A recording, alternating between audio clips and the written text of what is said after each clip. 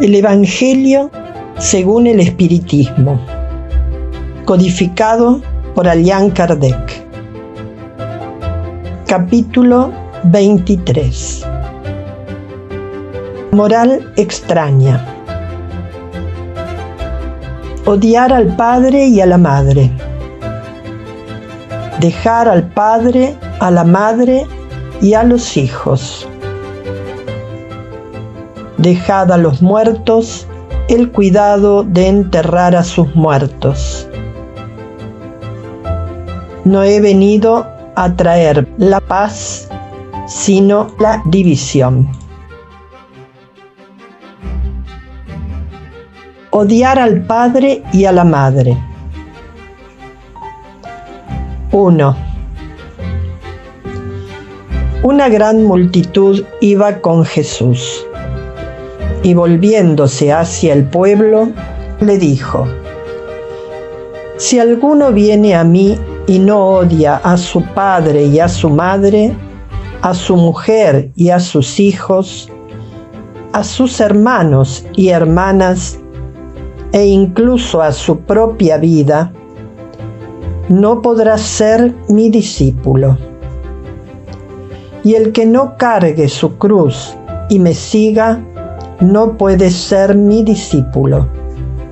Así pues, cualquiera de vosotros que no renuncie a todo lo que posee, no puede ser mi discípulo. San Lucas, capítulo 14, versículos 25 a 27 y 33. 2. El que ama a su padre o a su madre más que a mí, no es digno de mí. El que ama a su hijo o a su hija más que a mí, no es digno de mí. San Mateo, capítulo 10, versículo 37. 3. Algunas palabras de Cristo, muy extrañas por cierto, contrastan de un modo tan singular con su lenguaje habitual que instintivamente rechazamos su sentido literal, sin que la sublimidad de su doctrina sufra menoscabo alguno. Escritas después de su muerte, puesto que ninguno de los evangelios fue redactado mientras él vivía, esas palabras dan lugar a suponer que en este caso el fondo de su pensamiento no ha sido transmitido correctamente, o, lo que no es menos probable, que el sentido primitivo ha sufrido alguna alteración al pasar de un idioma a otro. Bastaría con que se cometiera un error una vez para que los copistas lo repitieran, como sucede a menudo en relación con los hechos históricos. La palabra odia en esta frase de San Lucas: si alguno viene a mí y no odia a su padre y a su madre, se halla comprendida en dicho caso. Nadie tendría la intención de atribuirla a Jesús. Por lo tanto, sería superfluo discutirla y más aún, tratar de justificarla. En primer lugar, sería necesario saber si él la ha pronunciado y, en caso afirmativo, si en el idioma en que se expresaba la palabra en cuestión tenía el mismo significado que en el nuestro. En este pasaje de San Juan, el que odia su vida en este mundo la conserva para la vida eterna, no expresa, por cierto, la idea que nosotros le atribuimos. La lengua hebraica no era rica y muchas de las palabras tenían varias acepciones. Tal es, por ejemplo, la que en el Génesis designa las frases de la creación, que servía también para expresar simultáneamente un periodo cualquiera de tiempo y la rotación diurna.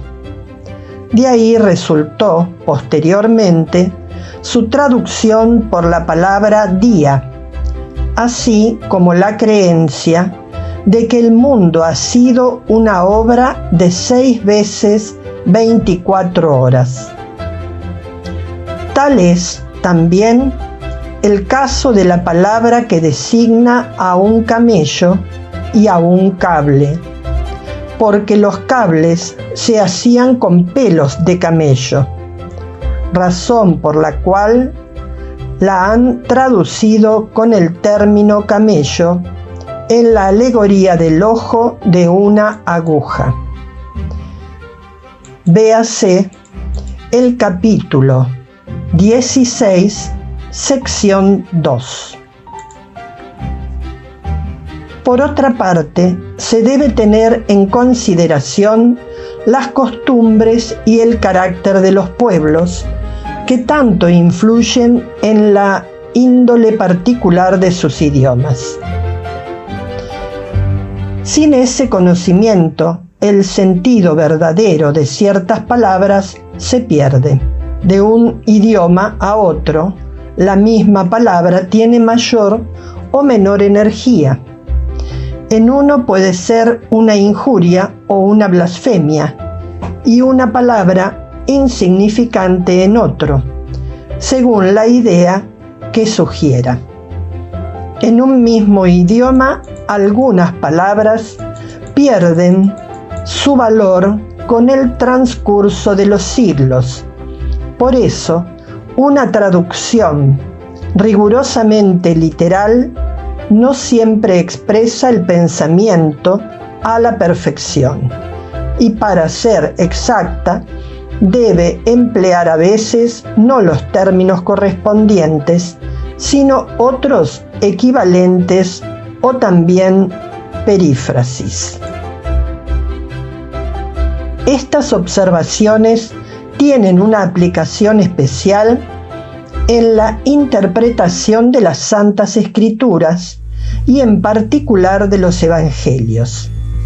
Si no se tiene en cuenta el ámbito en que vivía Jesús, nos exponemos a equívocos acerca del valor de ciertas expresiones y de ciertos hechos, a consecuencia de que es habitual asimilar los otros lugares al lugar de uno. En todo caso, es necesario descartar el término odiar, su acepción moderna, pues resulta contraria al espíritu de la enseñanza de Jesús. Véase también el capítulo 14, sección 5 y siguientes. Non odit en latín, kai ou miset en griego. No quiere decir aborrecer, sino amar menos. Lo que expresa el verbo griego misein, el verbo hebreo del cual debe haberse valido Jesús, lo expresa mejor aún. Ese verbo no significa solo odiar, sino también amar menos, no amar tanto como en otro o igual que a otro. En el dialecto siríaco, del cual se dice que Jesús se valía a menudo, esa significación es aún más notoria. En ese sentido, se dice en el Génesis, capítulo 29, versículos 30 y 31, y Jacob amó también más a Raquel que a Lía, y Jehová, viendo que Lía era odiada. es evidente que el verdadero sentido aquí es menos amada. Así debe traducirse. En muchos otros pasajes hebraicos y sobre todo siríacos, el mismo verbo se emplea en el sentido de no amar tanto como a otro, de modo que sería un contrasentido traducirlo por odiar, que tiene otra acepción bien determinada. El texto de San Mateo aleja, por otra parte, toda dificultad. Nota de M. Pesani. Monsieur Andrés Pesani es el autor del libro Pluralidad de las existencias del alma, París, Didier et Siey, 1864. Allan Kardec anuncia el lanzamiento de esta obra en la Revista Espírita de enero de 1865. Además, la cita en qué es el espiritismo y la incluye entre las obras complementarias de la doctrina espírita, conforme se lee en el Catalogue raisonné des ouvrages, pouvant servir à fonder une bibliothèque spirit. P6, nota del traductor. Dejar al padre, a la madre y a los hijos. 4. Aquel que por mi nombre haya dejado su casa, o sus hermanos, o sus hermanas, o su padre, o su madre, o su mujer, o sus hijos, o sus tierras, recibirá el céntuplo de todo eso y tendrá por herencia la vida eterna. San Mateo, capítulo 19, versículo 29. 5. Entonces Pedro le dijo: en cuanto a nosotros, ¿ves que hemos dejado todo y te hemos seguido? Jesús le dijo: en verdad os digo que quien haya dejado su casa, o su padre, o su madre, o sus hermanos, o su mujer, o sus hijos por el reino de Dios, habrá de recibir mucho más, incluso en este mundo, y en el siglo venidero la vida eterna. San Lucas capítulo 18, versículos 28 a 30. 6. Otro le dijo: te seguiré, Señor, pero permíteme que antes disponga de lo que tengo en mi casa.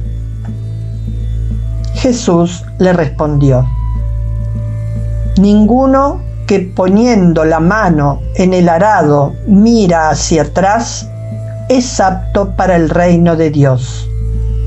San Lucas, capítulo 9, versículos 61 y 62. Sin discutir las palabras, aquí es necesario buscar el pensamiento, que evidentemente era este. Los intereses de la vida futura prevalecen sobre los intereses y las consideraciones humanas, porque ese pensamiento se halla de acuerdo con la esencia de la doctrina de Jesús, mientras que la idea de renunciar a la familia sería la negación de esa doctrina. ¿No tenemos a la vista, por otra parte, la aplicación de esas máximas en el sacrificio de los intereses y los afectos de familia a favor de la patria? ¿Se censura a un hijo porque deja a su padre, a su madre, a sus hermanos, a su mujer y a sus propios hijos para ir a defender su país? Por el contrario, ¿no se le reconoce un gran mérito cuando se sustrae del deleite del hogar, de las expansiones de la amistad, para cumplir un deber?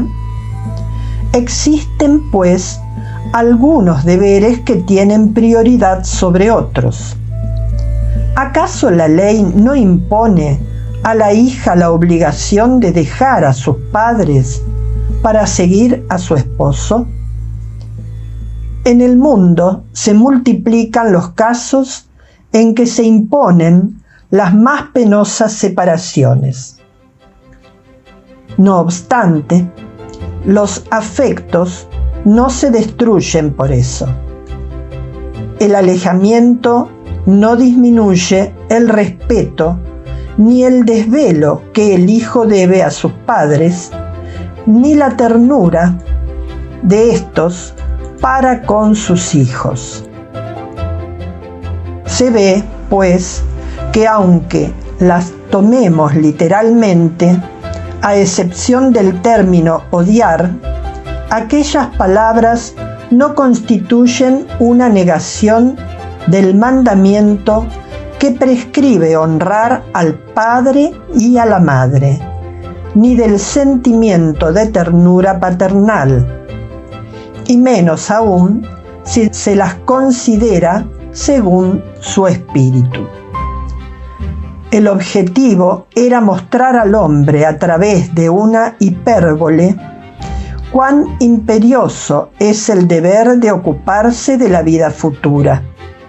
Por otra parte, esas palabras debían de resultar poco chocantes para un pueblo y en una época en los que, a consecuencia de las costumbres, los lazos de familia tenían menos fuerza que la que habrían de tener en una civilización moral más avanzada. Esos lazos más débiles en los pueblos primitivos se fortifican mediante el desarrollo de la sensibilidad y del sentido moral. La separación es, incluso, necesaria para el progreso, tanto de las familias como de las razas, pues ellas degeneran cuando no hay cruzamiento, cuando no se mezclan unas con otras. Es una ley de la naturaleza, tanto en favor del progreso moral como del progreso físico. Aquí las cosas se consideran solamente desde el punto de vista terrenal. El espiritismo, en cambio, contribuye a que las veamos desde más alto, pues nos muestra que los verdaderos lazos de afecto son los del espíritu y no los del cuerpo, y que esos lazos no se rompen con la separación ni tampoco con la muerte del cuerpo, sino que se robustecen en la vida espiritual mediante la purificación del espíritu. Esa es una verdad consoladora que confiere al hombre una gran fuerza para sobrellevar las vicisitudes de la vida. Véase los capítulos 4, sección 18 y 14, sección 8. Dejad a los muertos el cuidado de enterrar a sus muertos. 7. A otro le dijo: sígueme. Y él le respondió: Señor, déjame ir antes a enterrar a mi padre. Jesús le respondió: deja a los muertos el cuidado de enterrar a sus muertos. En cuanto a ti, ve a anunciar el reino de Dios. San Lucas, capítulo 9, versículos 59 y 60. 8. ¿Qué pueden significar estas palabras? Deja a los muertos el cuidado de enterrar a sus muertos. Las consideraciones precedentes demuestran, en primer lugar, que en las circunstancias en que fueron pronunciadas, no podían expresar una reprobación contra aquel que consideraba un deber de piedad filial el ir a sepultar a su padre. Por el contrario, encierran un sentido más profundo, que solo un conocimiento más completo de la vida espiritual permite comprender. En efecto, la vida espiritual es la vida verdadera. Se trata de la vida normal del espíritu. La existencia terrenal es transitoria y pasajera, y constituye una especie de muerte si se la compara con el esplendor y la actividad de la vida espiritual. El cuerpo no es otra cosa que una vestimenta grosera que reviste momentáneamente al espíritu, un verdadero grillete que lo sujeta al suelo de este mundo, y el espíritu se siente feliz cuando consigue liberarse de él. El respeto que se consagra a los muertos no está referido a la materia, sino al espíritu ausente, por el recuerdo que conservamos de él. Ese respeto es análogo al que se tiene por los objetos que le pertenecieron, que él tocó y que sus afectos guardan como reliquias. Esto es lo que aquel hombre no podía comprender por sí mismo. Jesús, entonces, se lo enseñó al decirle: no te preocupes por el cuerpo, piensa antes en el espíritu. Ve a enseñar el reino de Dios. Ve a decir a los hombres que su patria no está en la tierra, sino en el cielo, pues solo allí transcurre la verdadera vida.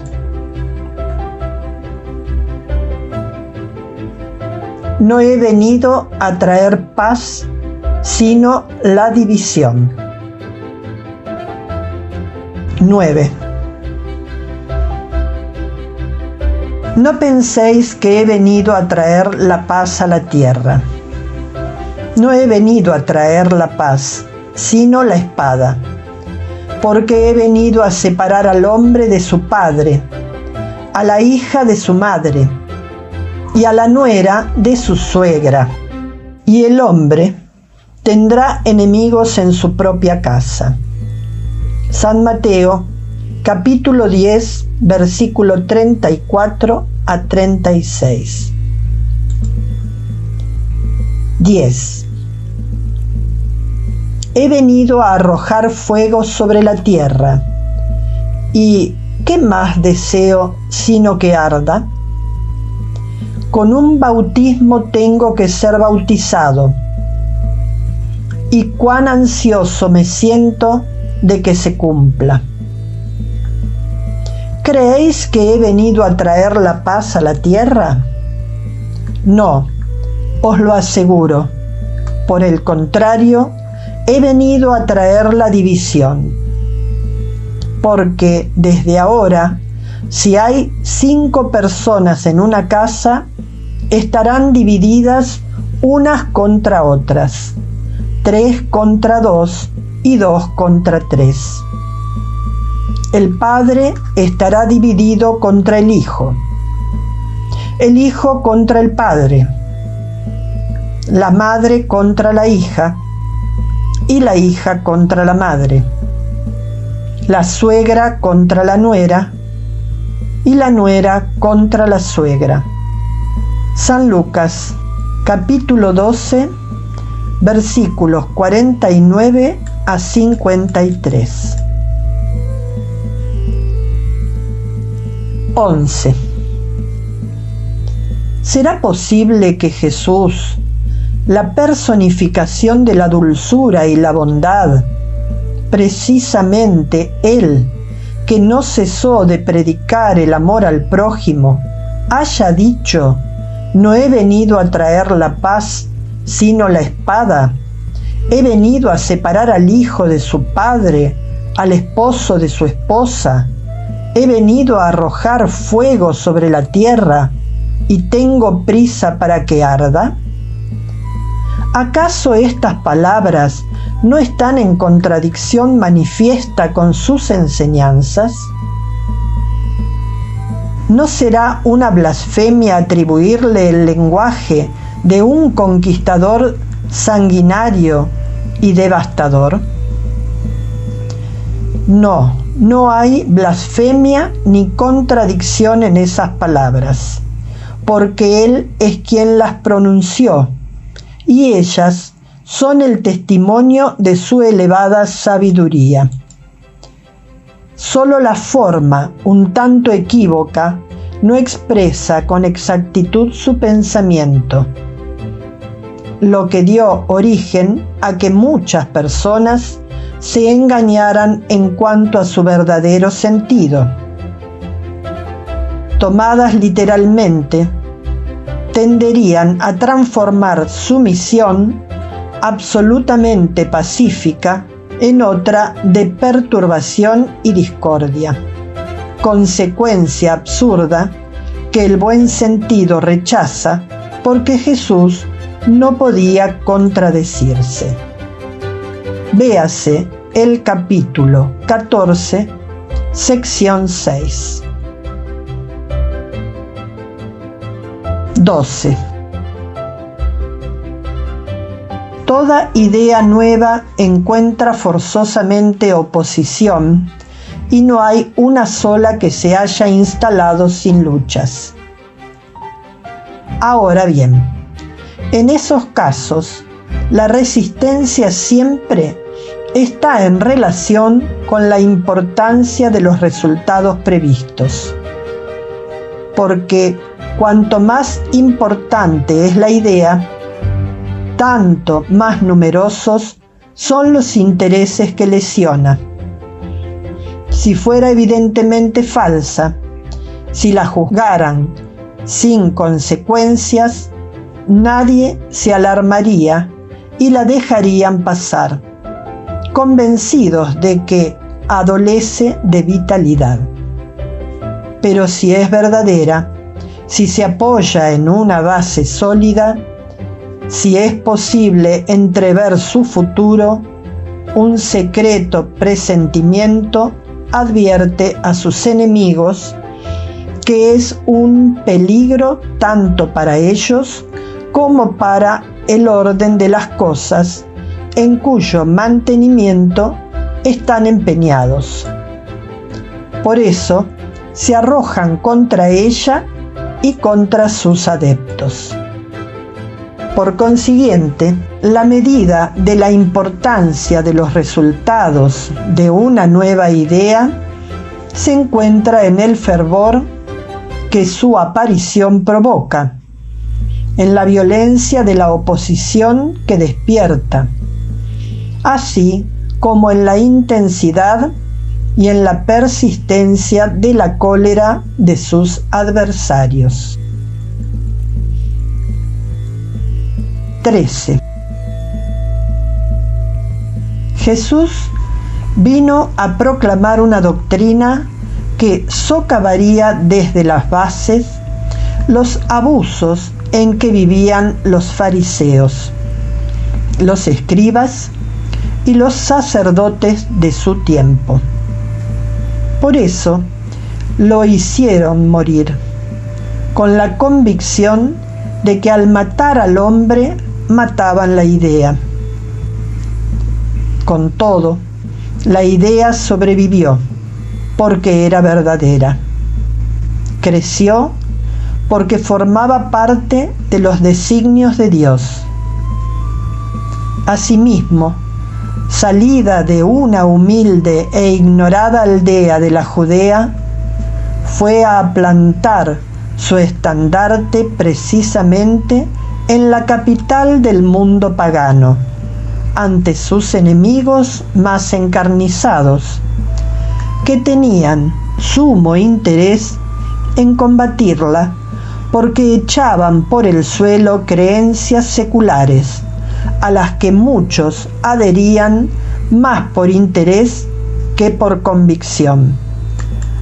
Allí aguardaban a sus apóstoles las más terribles luchas. Las víctimas fueron innumerables, pero la idea continuó creciendo y conquistó el triunfo, porque en su carácter de verdad superaba a sus antecesoras. 14. Es preciso destacar que el cristianismo surgió cuando el paganismo ya estaba en decadencia y luchaba contra las luces de la razón. Este se practicaba según la forma, pero la creencia había desaparecido y solo el interés personal lo sostenía. Ahora bien, el interés es tenaz, jamás cede a la evidencia y se irrita tanto más cuanto más convincentes son los razonamientos que se le oponen y cuanto mejor demuestran el error en que incurre. El interés sabe perfectamente que está equivocado, pero eso no lo conmueve, porque no tiene en su alma la verdadera fe. Lo que más teme es la luz que abre los ojos a los ciegos. Como su error le resulta beneficioso, se aferra a él y lo defiende. ¿Acaso Sócrates no había enseñado también una doctrina hasta cierto punto análoga a la de Cristo? ¿Por qué entonces no prevaleció en aquella época, en el seno de uno de los pueblos más inteligentes de la tierra? Porque el tiempo no había llegado aún. Sócrates sembró en una tierra que no estaba labrada. El paganismo todavía no se había agotado. Cristo recibió su misión providencial en el momento propicio, pese a que no todos los hombres de su época estuvieron a la altura de las ideas cristianas. Había entre ellos una aptitud más generalizada para asimilarlas, pues se empezaba a experimentar el vacío de las creencias vulgares que dejaban en el alma. Sócrates y Platón abrieron el camino y predispusieron los espíritus. Véase en la introducción el segmento 4, Sócrates y Platón, precursores de la idea cristiana y del espiritismo. 15. Lamentablemente, los adeptos de la nueva doctrina no se pusieron de acuerdo en lo relativo a la interpretación de las palabras del maestro, en su mayor parte cubiertas con el velo de las alegorías y del lenguaje figurado. De ahí nacieron desde el principio numerosas sectas que pretendían estar en posesión de la verdad exclusiva. Y 18 siglos no han sido suficientes para que se pongan de acuerdo, relegando el más importante de los preceptos divinos, el que Jesús colocó como piedra angular de su edificio y como la condición expresa para la salvación: la caridad, la fraternidad y el amor al prójimo. Esas sectas se anatematizaron mutuamente y arremetieron unas contra otras. Así, las más poderosas atacaron a las más débiles, las ahogaron en sangre y las destruyeron por medio de las torturas y las llamas de las hogueras. Los cristianos vencedores del paganismo, de perseguidos que eran, se convirtieron en perseguidores. A hierro y fuego plantaron en los dos mundos la cruz del Cordero sin mancha. Es un hecho constatado que las guerras religiosas han sido las más crueles y han causado más víctimas que las guerras políticas, y que en ninguna otra contienda bélica se cometieron tantos actos de atrocidad y barbarie. ¿Debemos culpar a la doctrina de Cristo? No, por cierto, pues condena formalmente toda clase de violencia. ¿Dijo él alguna vez a sus discípulos: id, matad, masacrad, quemad a los que no crean como vosotros?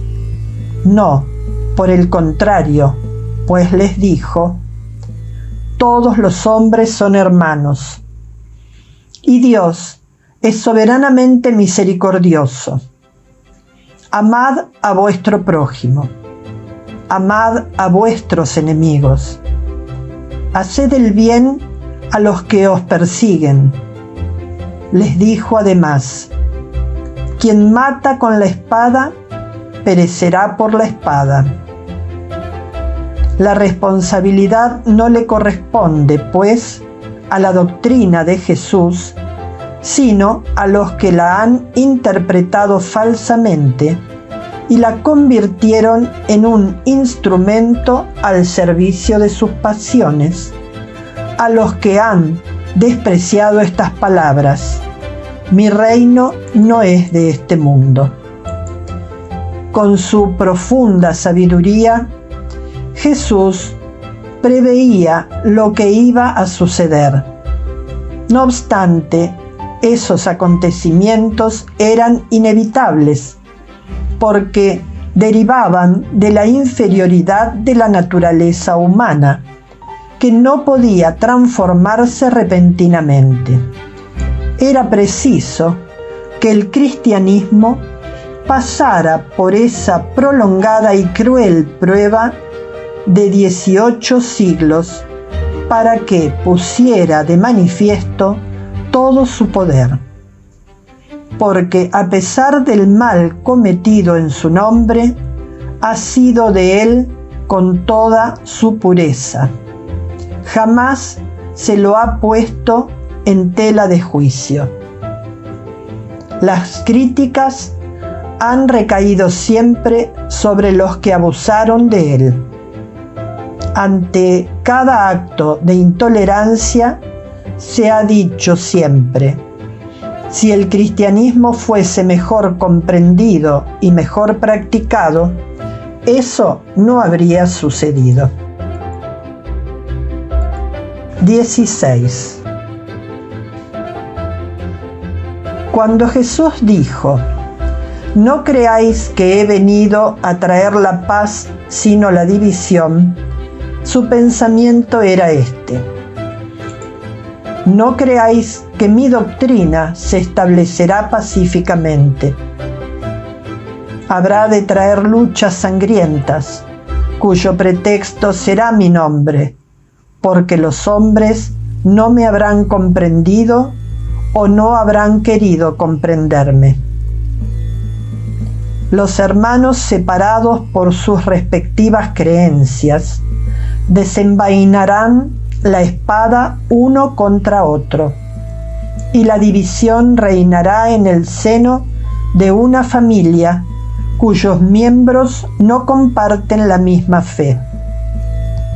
He venido a arrojar fuego a la tierra para limpiarla de los errores y de los prejuicios, del mismo modo que se prende fuego a un campo para destruir las malas hierbas que han prosperado en él.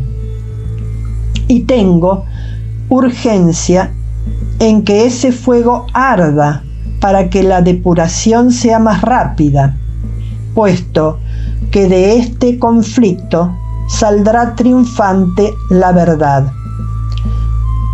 A la guerra la sucederá la paz, al odio de los partidos la fraternidad universal, a las tinieblas del fanatismo la luz de la fe esclarecida. Entonces, cuando el campo esté preparado, os enviaré el Consolador, el Espíritu de verdad, que vendrá a restablecer todas las cosas, es decir, que como dará a conocer el verdadero sentido de mis palabras, que los hombres más esclarecidos podrán finalmente comprender. Pondrá término a la lucha fratricida que divide a los hijos del mismo Dios. Cansados finalmente de un combate sin consecuencias que solo deja a su paso la desolación y que no lleva más que perturbación al seno de las familias, los hombres reconocerán dónde están sus verdaderos intereses, tanto en lo relativo a este mundo como al otro. Verán de qué lado están los amigos y los enemigos de su tranquilidad. Entonces todos se cobijarán bajo una misma bandera, la bandera de la caridad, y las cosas se restablecerán en la tierra de acuerdo con la verdad y con los principios que os he enseñado. 17. El espiritismo viene a realizar en la época prevista las promesas de Cristo. Sin embargo, no puede cumplirlos sin destruir los abusos. Al igual que Jesús, se topa con el orgullo, con el egoísmo, con la ambición, con la avaricia y con el fanatismo ciego. Estos, empujados hasta sus últimas trincheras, intentan cortarle el camino y le oponen trabas y persecuciones. Por esa razón, también él debe combatir. Pero el tiempo de las luchas y las persecuciones sangrientas ha pasado. Las que deberán enfrentar son de índole moral, y el final de todas ellas está próximo. Las primeras han durado siglos.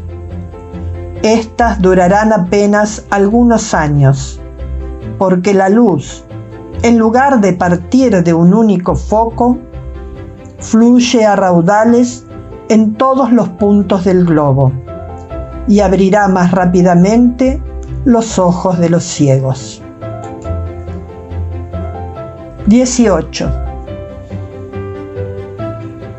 Por consiguiente, esas palabras de Jesús deben interpretarse en el sentido de la cólera que él preveía que su doctrina iba a provocar, de los conflictos momentáneos a que daría motivo, de las luchas que debería sostener antes de su establecimiento, como sucedió con los hebreos antes de que ingresaran en la tierra prometida, y no como consecuencia de un designio premeditado de su parte, en cuanto a sembrar el desorden y la confusión.